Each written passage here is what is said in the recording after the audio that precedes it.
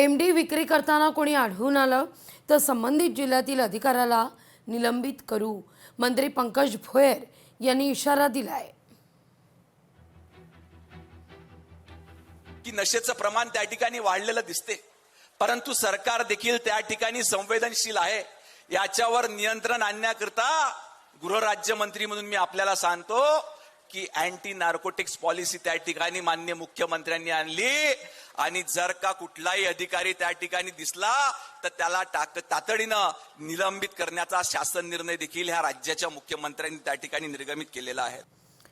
पुढील 3 दिवस उष्णतेच्या लाटेचा इशारा आहे. विदर्भ, दक्षिण मध्य महाराष्ट्रातील काही जिल्ह्यांना हा इशारा देण्यात येतोय. कोकण पट्ट्यामध्ये काही उष्ण आणि दमट हवामान कायम राहील असा अंदाज आहे.